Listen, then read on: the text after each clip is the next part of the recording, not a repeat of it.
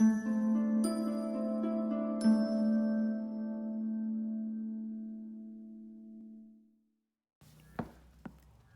आप सबका एक बार फिर हार्दिक स्वागत है।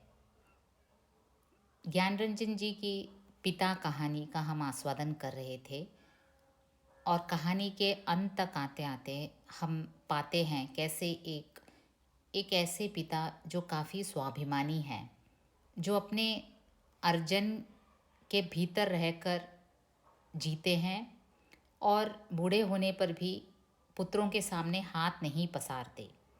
और इसलिए पुत्रों को लगता है कि पिता लगातार विजयी हैं, कठोर हैं तो क्या, उन्होंने पुत्रों के सामने अपने को कभी पसारा नहीं। तभी अपनी मनमानी करते हैं, दूसरों के कहे को नहीं सुनते, अपनी बात पर अड़े रहते हैं। और एक और उदाहरण वो देते हैं। उसके सामने एक घटना मजबूती से टंग गई। उसने घटना को मन में दोहराया। वायुसेना में नौकरी करने वाला उसका कप्तान भाई बहन के यूनिवर्सिटी के खर्चे के लिए 2 वर्ष तक 50 रुपये भेजता रहा था। देखिए, उसे एक घटना याद आ गई। क्या सिद्ध करने के लिए कि पिता किसी के सामने हाथ नहीं पसारते।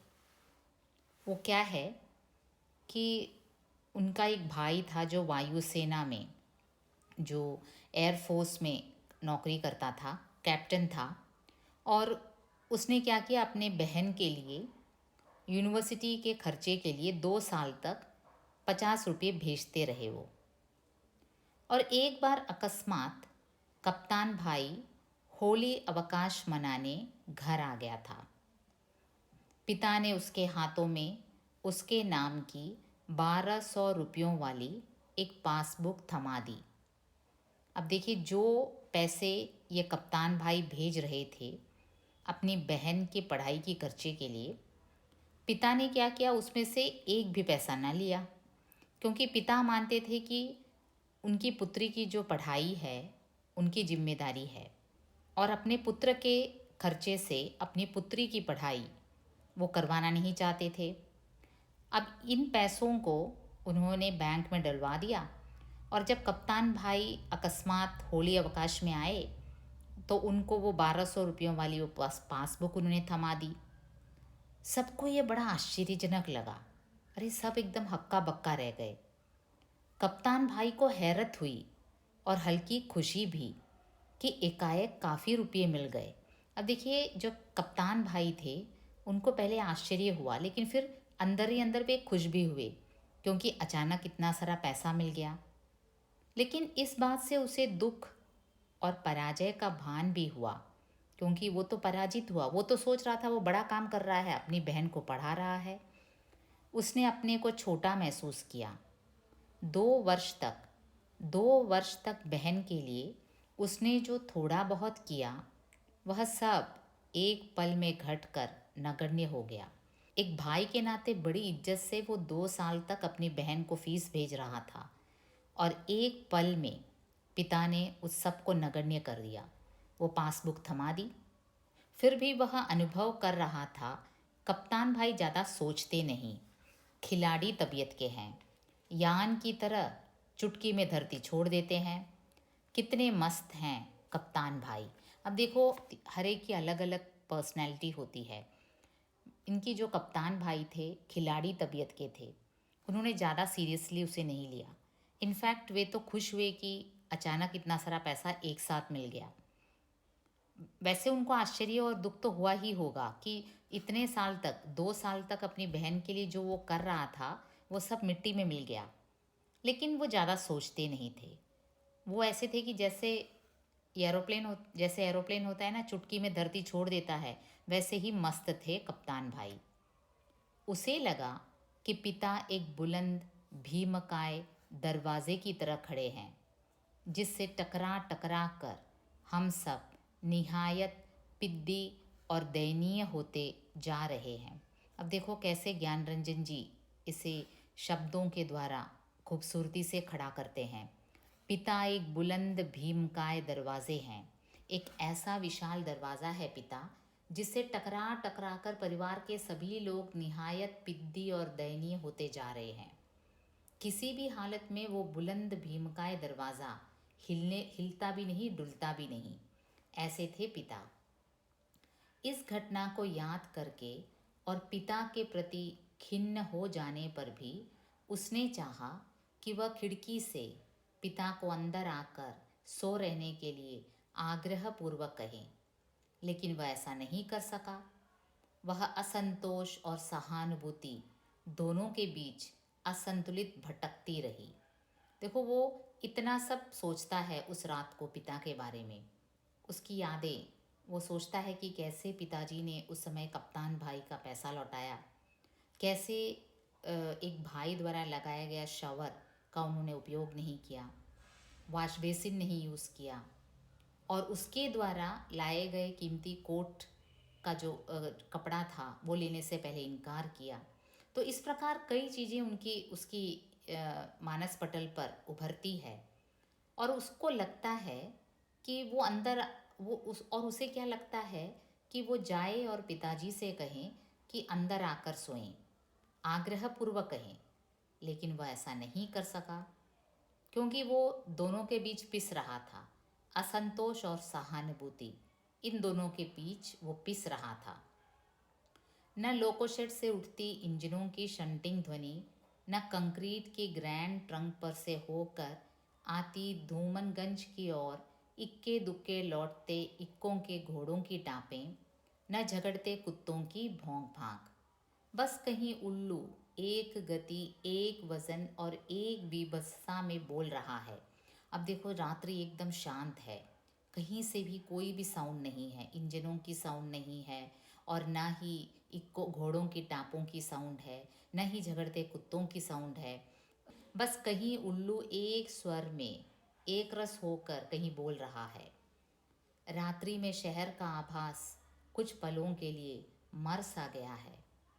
उसको उम्मीद हुई कि किसी भी समय दूर या पास से कोई आवाज़ अकस्मात उठ आएगी, घड़ी टनटना जाएगी, या किसी दौड़ते हुए ट्रंक का तेज़ लंबा हॉर्न बज उठेगा और शहर का मरा हुआ आभास पुनः जीवित हो जाएगा। उस समय रात्रि के उस पहर में शहर इतनी शांत थी कि कुछ अलग सा लग रहा था। शहर, वैसे हम कहते हैं ना, शहर कभी सोता नहीं है। शहर में रात हो या सुबह हलचल मची रहती है, गाड़ियों की हलचल मची रहती है, और कुछ ना हो तो कुत्ते तो भौंकते रहते हैं। लेकिन उस समय इतनी शांति थी, इतना शून्य था, इतना सुनसान लग रहा था कि उसे लग रहा था पूरा का पूरा शहर सो गया है। और वो प्रतीक्षा कर रहा था कि कहीं न कहीं एक घड़ी टनटना जाएगी, या फिर दौड़ते हुए ट्रक का तेज़ लंबा हॉर्न बज जाएगा और शहर का मरा हुआ ये जो आभास है वो पुनः जीवित हो जाएगा। पूरा शहर कहीं कभी नहीं सोता या मरता, क्योंकि उसका अनुभव है, पूरा शहर कभी सोता नहीं, पूर्ण रूप से कभी नहीं मरता। बहुत से सोते हुए जान पड़ने वाले भी संक्षिप्त ध्वनियों के साथ या लगभग ध्वनिहीनता के बीच जगे होते हैं। रात काफ़ी बीत चुकी है, और इस समय यह सब सोचना सिवाय सोने के कितना निरर्थक है। रात बहुत बीत गई, पूरा शहर सो गया। वैसे अक्सर ये होता नहीं है, इतनी साइलेंस पहले कभी महसूस नहीं किया शहर में। लेकिन आज उसे लग रहा है कि ध्वनिहीनता के बीच वो ही जगह है।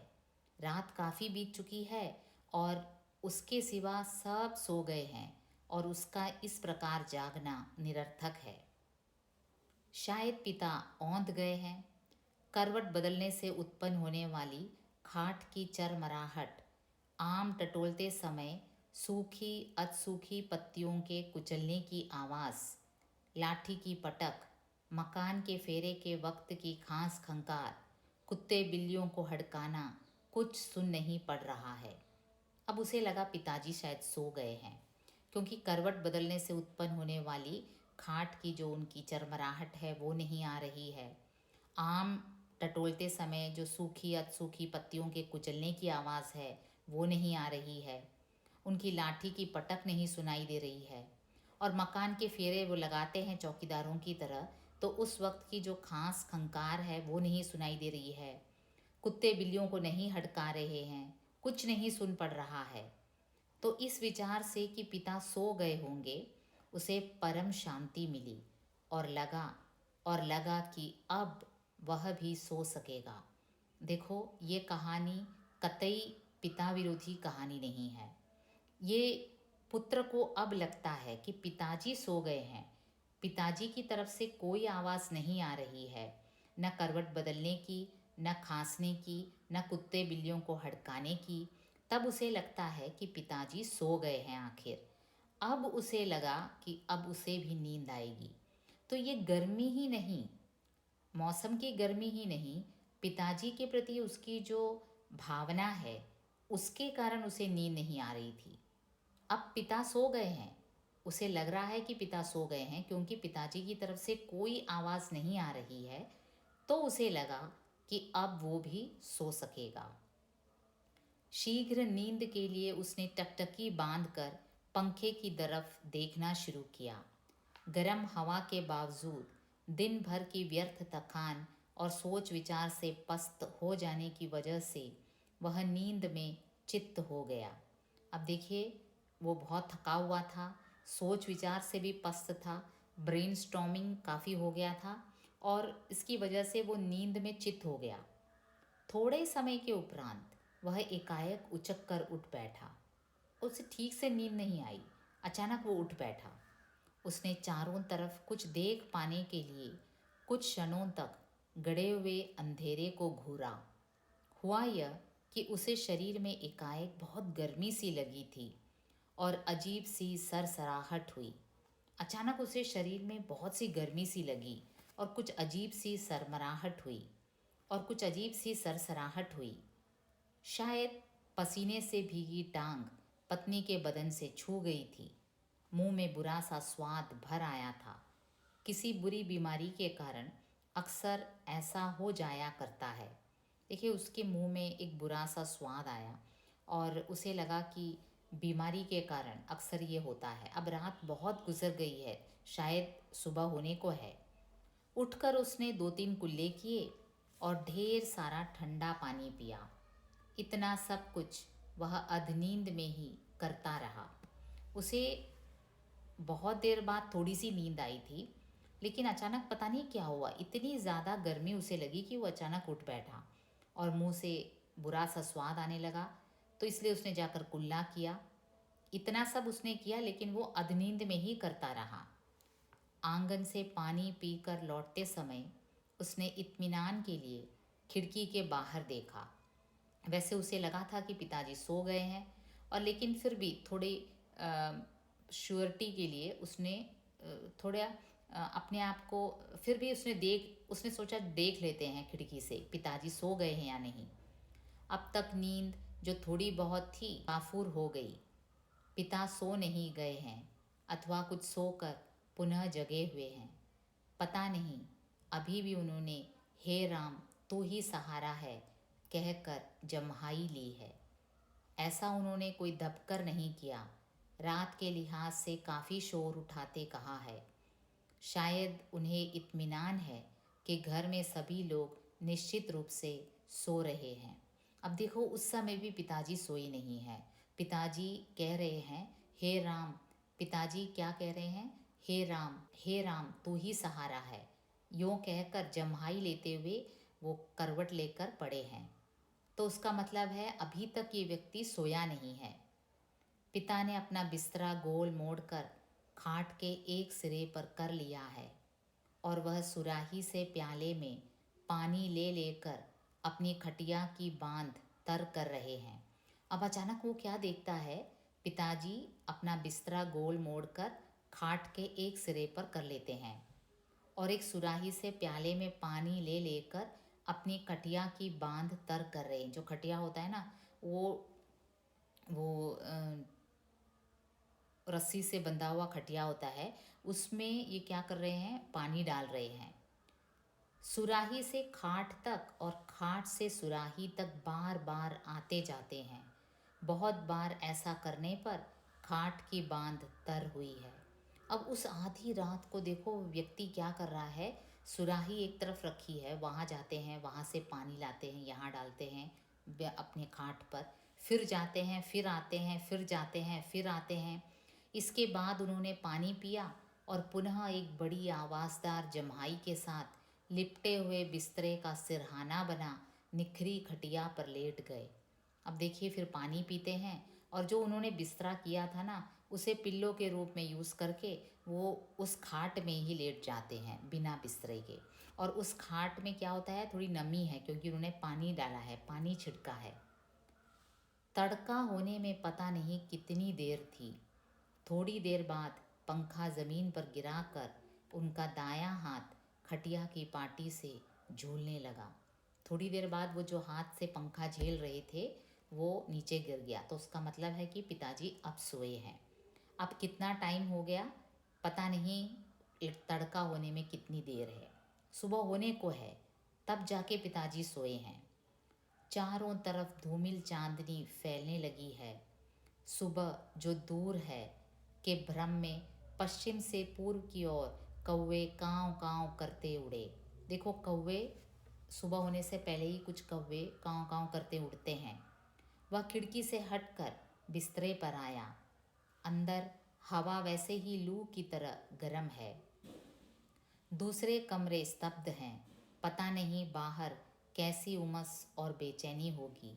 वह जागते हुए सोचने लगा, अब पिता निश्चित रूप से सो गए हैं शायद, अब भी शायद लगा हुआ है। सुबह होने को है और पुत्र के मन में अब भी लगता है कि पिता निश्चित रूप से सो गए हैं शायद। मतलब कि अब भी वो कंफर्म नहीं है कि पिता सो पाए हैं या नहीं। देखो कैसा विरोधाभास है। पिता बाहर रह रहकर बाहरी होते जा रहे हैं, पिता बाहर रह रहकर बाहरी होते गए, और छोटी सी सुविधा, एक पंखे की सुविधा का उपयोग न कर करके अपना नींद भी हराम करने वाले एक पिता। ये थी ज्ञान रंजन जी की कहानी पिता। एक ऐसे पिता जिसे आपने अपने परिवार में देखा होगा या पड़ोस में देखा होगा। कहीं ना कहीं ऐसे व्यक्ति मिल जाएंगे जो ये कहते हैं कि परिवार के लिए मैं बहुत कुछ कर रहा हूँ और अपने लिए कुछ नहीं करते, और उनको लगता है वो बड़ा त्याग कर रहे हैं। लेकिन बच्चों को इससे बड़ा दुख और नहीं है कि पिता उनके साथ छोटे छोटे सुखों में भी शामिल नहीं हो रहे हैं। तो ये थी ज्ञान रंजन जी की कहानी। अब हम वक्त मिलते ही इसकी जो क्वेश्चन आंसर डिस्कशन है और पिता कहानी का जो क्रिटिकल एनालिसिस है, प्रीवियस क्वेश्चन पेपर है, वो सब हम डिस्कस करेंगे। फिलहाल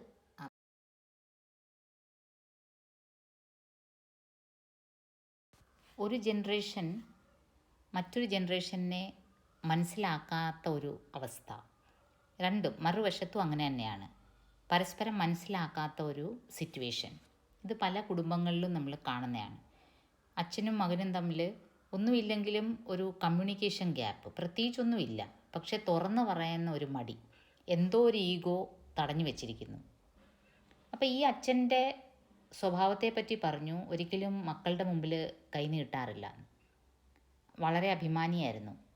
ആവുന്ന കാലത്ത് തൻ്റെ പരിധിക്കുള്ളിൽ, വരുമാന പരിധിക്കുള്ളിൽ നിന്നുകൊണ്ട് ജീവിക്കാൻ പഠിച്ച വ്യക്തി മക്കൾ വളർന്ന് സമ്പാദിക്കാൻ തുടങ്ങിയപ്പോഴും അവരുടെ മുമ്പിൽ കൈ നീട്ടുന്ന ശീലം അച്ഛനില്ലായിരുന്നു. അതുകൊണ്ട് തന്നെ അച്ഛൻ സ്ഥിരം ഇവരുടെ മുമ്പിൽ ജയിച്ചുകൊണ്ടേയിരുന്നു. ഒരു ഉദാഹരണം അദ്ദേഹത്തിന് ഓർമ്മ വരികയാണ്. उसके सामने एक घटना मजबूती से टंग गई. उसने घटना को मन में दोहराया. वायुसेना में नौकरी करने वाला उसका कप्तान भाई बहन के यूनिवर्सिटी के खर्चे के लिए 2 वर्ष तक 50 रुपये भेजता रहा था. ഇയാളുടെ ഒരു സഹോദരൻ എയർഫോഴ്സിലായിരുന്നു, ക്യാപ്റ്റനായിരുന്നു. അപ്പോൾ ഇവരുടെ പെങ്ങളുടെ യൂണിവേഴ്സിറ്റി ഫീസ് അടയ്ക്കാൻ വേണ്ടി 2 വർഷത്തോളം 50 രൂപ വീതം അദ്ദേഹം അയച്ചുകൊണ്ടേയിരുന്നു. एक बार अकस्मात कप्तान भाई होली अवकाश मनाने घर आ गया था. पिता ने उसके हाथों में उसके नाम की 1200 रुपयों वाली एक पासबुक थमा दी. ഒരിക്കൽ പെട്ടെന്ന് പ്രതീക്ഷിക്കാതെ ഈ എയർഫോഴ്സിൽ ജോലി ചെയ്യുന്ന ക്യാപ്റ്റൻ ബ്രദർ നാട്ടിൽ വരികയും ആ സമയത്ത് അച്ഛൻ എന്ത് ചെയ്ത് ഈ അയച്ചിരുന്ന കാശ് മുഴുവനും ബാങ്കിലിട്ട അതിൻ്റെ ആ ഒരു രേഖ പാസ്ബുക്ക് ബ്രദറിൻ്റെ കയ്യിൽ കൊടുക്കും. സബ്കോ യെ ബड़ा ആശ്ചര്യജനക് ലഗ, എല്ലാവരും അങ്ങ് ഞെട്ടിപ്പോയി. കപ്താൻ ഭായി കോ ഹൈറത്ത് ഹുയി और हल्की खुशी भी कि एकाएक काफ़ी रुपये मिल गए. അപ്പോൾ ആ സഹോദരന് വാസ്തവത്തിൽ ആദ്യം ഞെട്ടി, പക്ഷേ പിന്നെ ഉള്ളിലൊരു സന്തോഷമുണ്ട്, കാരണം പ്രതീക്ഷിക്കാതെ ഇത്രയും രൂപ ഒരുമിച്ച് കിട്ടിയെന്നുള്ളത്.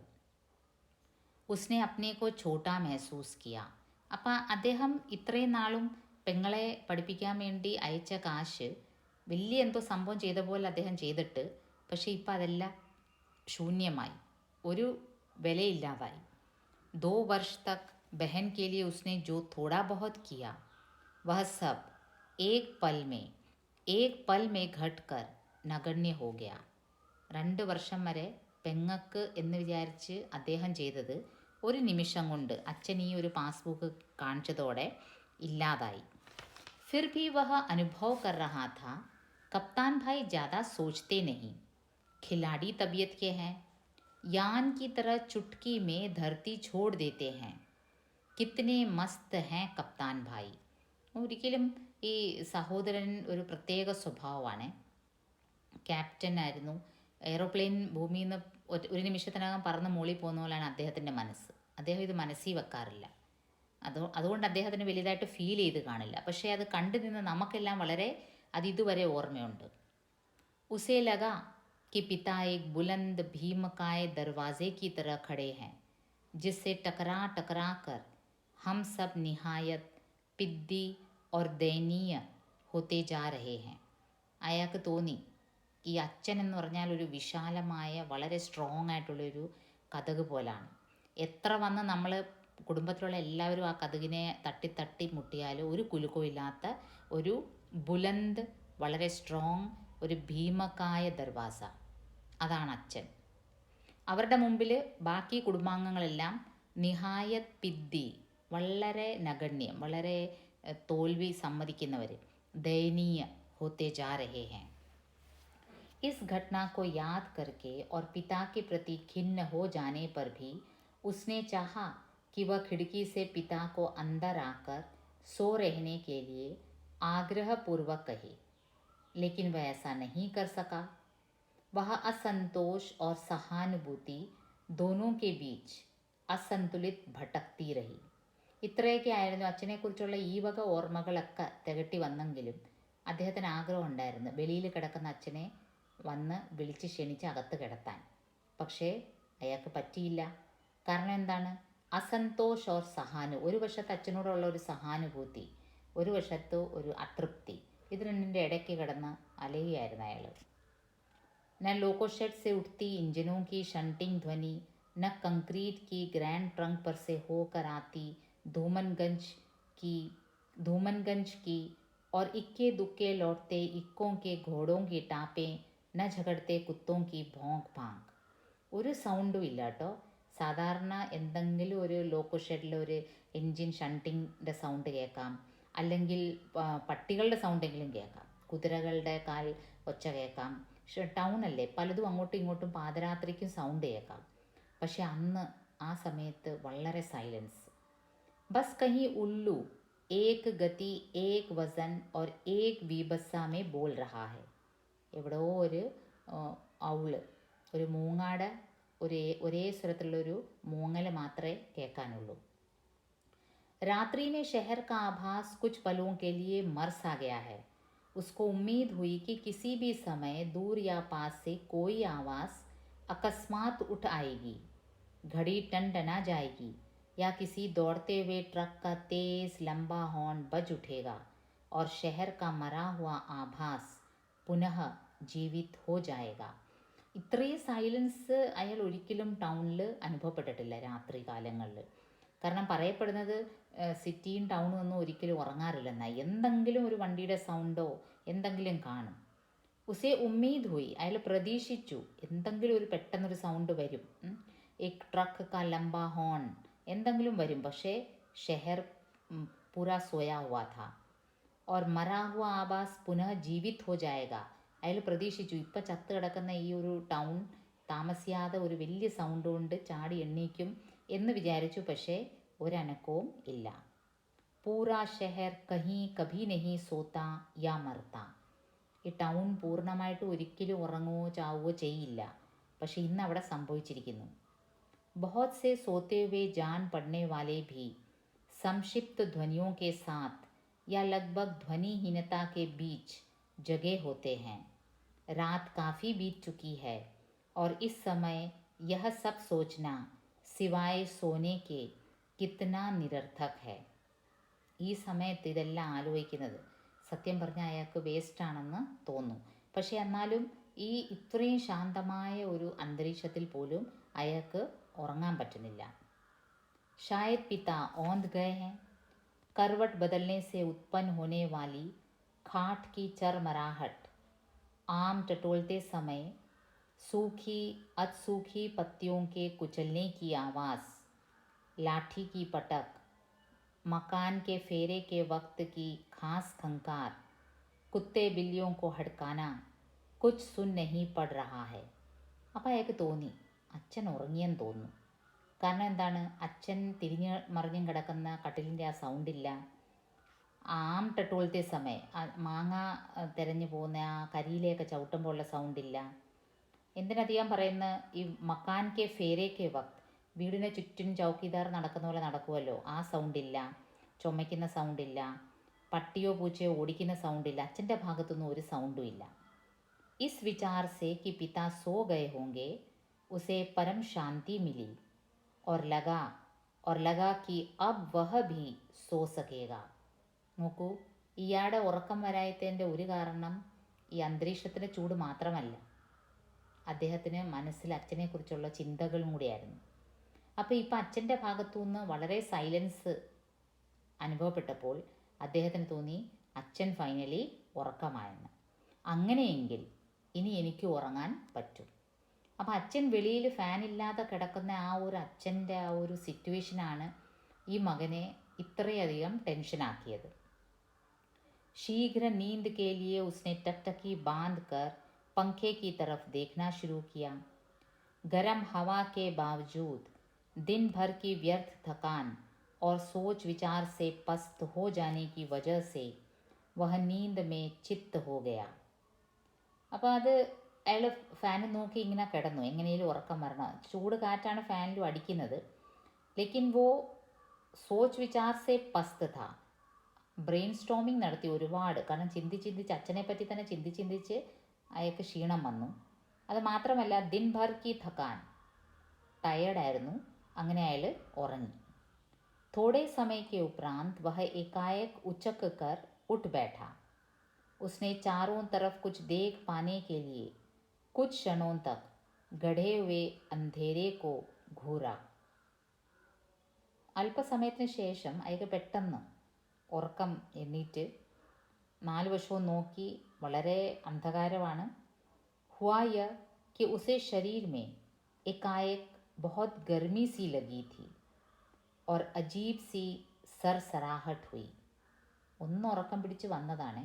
അപ്പോൾ എന്തോ ഒരു വല്ലാത്തൊരു ശരീരത്തിലൊരു ചൂട് കയറി വന്നു. അങ്ങനെ അയാൾ എണ്ണീറ്റു. शायद पसीने से भीगी टांग पत्नी के बदन से छू गई थी. मुंह में बुरा सा स्वाद भर आया था. किसी बुरी बीमारी के कारण अक्सर ऐसा हो जाया करता है. എന്താണെന്നറിയില്ല, അദ്ദേഹത്തിൻ്റെ ആ വിയർപ്പ് കൊണ്ടുള്ള ആ ഒരു വിയർപ്പ് ഒഴുകുന്ന കാല് വൈഫിൻ്റെ ശരീരത്തിൽ തൊട്ടതുകൊണ്ടാണോ അതോ എന്തായാലും കൊള്ളാം, അദ്ദേഹം ചാടി എണ്ണീറ്റ്. എന്നിട്ട് വായിൽ വല്ലാത്ത ഫൗൾ സ്മെൽ വരുന്നു. കിസി ബുരി ബിമാരിക്ക് കാരണം അക്സർ ऐसा होता है. അദ്ദേഹത്തിന് ഈയിടെയായിട്ട് ഏതോ ഒരു അസുഖത്തിൻ്റെ കാരണമായിരിക്കാം, ഏതായാലും കൊള്ളാം വായിൽ വളരെ ഫൗൾ സ്മെൽ വരുന്നു. അപ്പോൾ അത് മാറ്റാൻ വേണ്ടി उसने 2-3 कुल्ले किए और ढेर सारा ठंडा पानी पिया. इतना सब कुछ वह अध नींद में ही करता रहा. വാ കുളിച്ചു, വെള്ളം കുടിച്ചു. ഇതെല്ലാം പാതി മയക്കത്തിലാണ്. അദ്ദേഹത്തിന് നല്ല ഉറക്കവും വരുന്നുണ്ട്. आंगन से पानी पीकर लौटते समय उसने इत्मीनान के लिए खिड़की के बाहर देखा. अब तक नींद जो थोड़ी बहुत थी കാഫൂർ ഹോ ഗയി. വെള്ളവും കുടിച്ച് വായും കൊക്കിളിച്ച് വന്ന് കിടക്കാമെന്ന് വിചാരിച്ച് കിടക്കാൻ വന്നതിന് മുമ്പ് അദ്ദേഹം വിചാരിച്ചു ഒന്ന് നോക്കിക്കളയാം ജനലിൻ്റെ വെളിയിലോട്ട്. കാരണം അദ്ദേഹത്തിൻ്റെ ചിന്ത മുഴുവൻ എവിടെയാണ്? വെളിയിൽ കിടക്കുന്ന അച്ഛനെ കുറിച്ചാണ്. അപ്പോൾ ഒന്ന് നോക്കിക്കളയാം, എന്താണ് അവിടെ, അച്ഛൻ ഉറങ്ങുമായിരിക്കും, എന്നാലും നോക്കിക്കളയാം. പിതാ സോ നഹീ ഗയേ ഹൈ അഥവാ കുച്ച് സോकर पुनः जगे हुए हैं, पता नहीं. अभी ही उन्होंने हे राम तू ही सहारा है कहकर ജംഹായി ലീ ഹെ. നോക്കിയപ്പോൾ എന്താണ്? അച്ഛൻ ഉറങ്ങിയിട്ടില്ല. അച്ഛൻ ഹേ റാം നീയേ ഉള്ള ആശ്രയം എന്നും പറഞ്ഞ് ഇപ്പം അങ്ങോട്ടൊരു കോട്ടുവേം വിട്ട് തിരിഞ്ഞ് കിടന്നതേ ഉള്ളൂ. ऐसा उन्होंने कोई दबकर नहीं किया. रात के लिहाज से काफ़ी शोर उठाते कहा है. शायद उन्हें इत्मीनान है कि घर में सभी लोग निश्चित रूप से सो रहे हैं. അത് സ്വരം താഴ്ത്തിയൊന്നും അല്ല അച്ഛൻ ഹേ റാം എന്ന് പറഞ്ഞത്. അച്ഛൻ ഹേ റാം നീയുള്ള ആശ്രയം എന്ന് സ്വരം താഴ്ത്തിയൊന്നുമല്ല പറഞ്ഞത്, സാമാന്യം ഒച്ചത്തിലാണ് പറഞ്ഞത്. शायद उन्हें इत्मीनान है कि घर में सभी लोग निश्चित रूप से सो रहे हैं. അദ്ദേഹത്തിന് പൂർണ്ണ വിശ്വാസമായിരിക്കും ഒരു പക്ഷേ വീട്ടിലെ എല്ലാവരും സ്വസ്ഥമായിട്ട് ഉറങ്ങുകയാണ്. അതുകൊണ്ടായിരിക്കും അദ്ദേഹം ഇത്രയും ലൗഡായിട്ട് ഹേ റാം നീയുള്ള ആശ്രയം എന്ന് പറഞ്ഞത്. പിതാനെ അപ്നാ ബിസ്തറ ഗോൾ മോഡ് കർ ഖാട്ട് കെ ഏക് സിരെ पर कर लिया है और वह सुराही से प्याले में पानी ले लेकर अपनी खटिया की बांध तर कर रहे हैं. പിന്നീട് കാണുന്ന കാഴ്ചയാണ് വളരെ അത്ഭുതകരമായി തോന്നിയത്. അച്ഛൻ എന്താ ചെയ്യുന്നത്? അച്ഛൻ കട്ടിലേന്ന് മെത്ത ഉരുട്ടി ഒരു വശത്തേക്ക് ആക്കി വെച്ചിട്ടുണ്ട്. എന്നിട്ട് അവിടെ കൂജയിരിപ്പുണ്ടായിരുന്നു, വെള്ളം നിറച്ചിരിക്കുന്ന. അതിൽ നിന്ന് അല്പം വെള്ളം എടുത്തുകൊണ്ട് വന്ന് ഈ കട്ടിലിലേക്ക് തളിക്കുകയാണ്. എന്നുവെച്ചാൽ കട്ടിൽ കയറുകൊണ്ട് വരിഞ്ഞിരിക്കുന്ന കട്ടിലാണ്.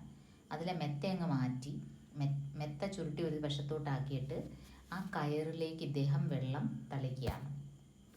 സുരാഹി സെ ഖാട്ട് തക് और खाट से सुराही तक बार बार आते जाते हैं. ഈ പാതിരാത്രിക്ക് ഈ അച്ഛൻ ചെയ്യുന്ന ജോലി നോക്കി കൂജയിരിക്കുന്നിടത്തു നിന്ന് വെള്ളം കൊണ്ടുവന്ന് കട്ടിലയിൽ തളിക്കുന്നു, പിന്നെയും പോകുന്നു, പിന്നെയും തളിക്കുന്നു. बहुत बार ऐसा करने पर खाट की बांध तर हुई है. इसके बाद उन्होंने पानी पिया और पुनः एक बड़ी आवाज़दार जम्हाई के साथ लिपटे हुए बिस्तरे का सिरहाना बना निखरी कटिया पर लेट गए.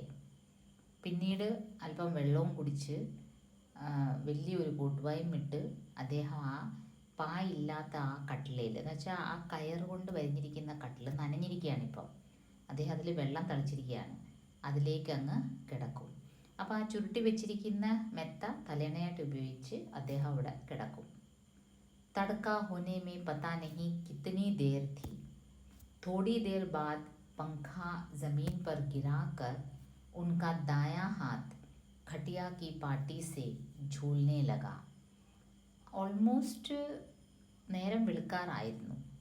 അപ്പോഴാണ് അച്ഛൻ്റെ വിശറി കൈകൊണ്ട് വീശുന്ന ആ ഫാൻ, ആ വിശറി താഴെ വീഴുന്ന സൗണ്ടും കേട്ടു. അദ്ദേഹം ഇങ്ങനെ ഉറങ്ങി എന്ന് ഉറപ്പായി. चारों तरफ धूमिल चांदनी फैलने लगी है. सुबह जो दूर है के भ्रम में पश्चिम से पूर्व की ओर कौवे काँव काँव करते उड़े. वह खिड़की से हटकर बिस्तरे पर आया. अंदर हवा वैसे ही लू की तरह गर्म है.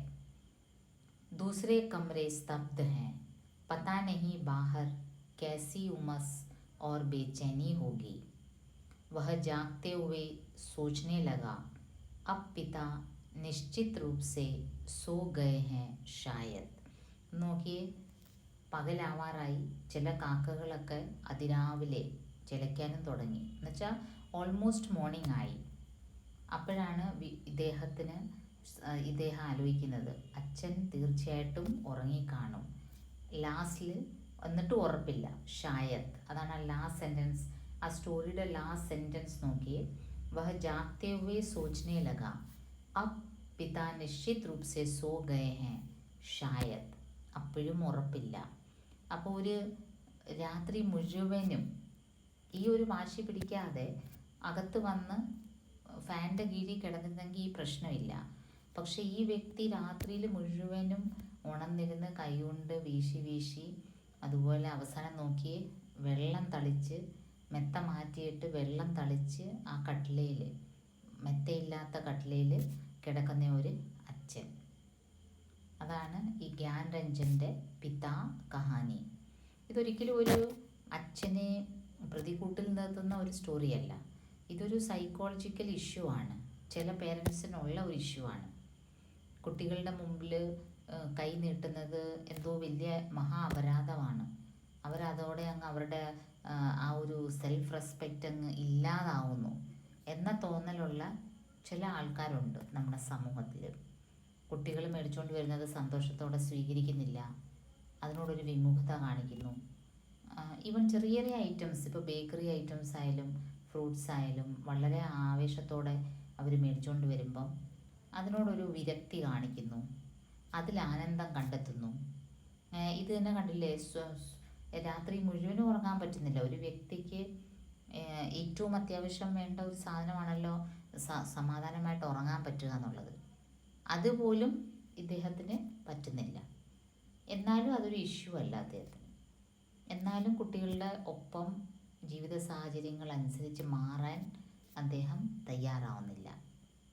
ഈ വക മധ്യവർഗ സമൂഹത്തിലെ ഈ വക ക്യാരക്ടേഴ്സിൻ്റെ ഒരു പോർട്രേലാണ് ഗ്യാൻ രഞ്ജൻജിയുടെ മിക്ക കഥകളിലും ഹൈലൈറ്റ്. അതുകൊണ്ടായിരുന്നു ആ കാലഘട്ടത്തിൽ ഇദ്ദേഹം അറിയപ്പെട്ടതും ചർച്ച ചെയ്യപ്പെട്ടതും. അപ്പോൾ അതാണ് നമ്മൾ ആസ്വദിച്ചത് പിത എന്ന സ്റ്റോറി. വളരെ എക്സാജറേറ്റഡ് ആയിട്ട് നമുക്ക് തോന്നാമെങ്കിലും ഇതേപോലത്തെ പിത ക്യാരക്ടേഴ്സ് നമ്മുടെ ചുറ്റുപാടും നമുക്ക് കാണാൻ പറ്റും. നമ്മുടെ വീടുകളിൽ ആയിരിക്കാം, അല്ല എങ്കിൽ നമ്മുടെ അയലത്തോ നമ്മുടെ ബന്ധുക്കളുടെ വീട്ടിലൊക്കെ ഇതുമാതിരിയുള്ള അച്ഛന്മാരെ നമുക്ക് കാണാൻ പറ്റും. അപ്പം നമുക്കിതിൻ്റെ പിന്നീടുള്ള അപ്ലോഡിങ്സിൽ നമുക്കിതിൻ്റെ ക്രിട്ടിക്കൽ അനാലിസിസും ക്വസ്റ്റ്യൻ പേപ്പർ ഡിസ്കഷനും ഒക്കെ മുറ പോലെ അപ്ലോഡ് ചെയ്യാം. അതുവരേക്കും നന്ദി, നമസ്കാരം.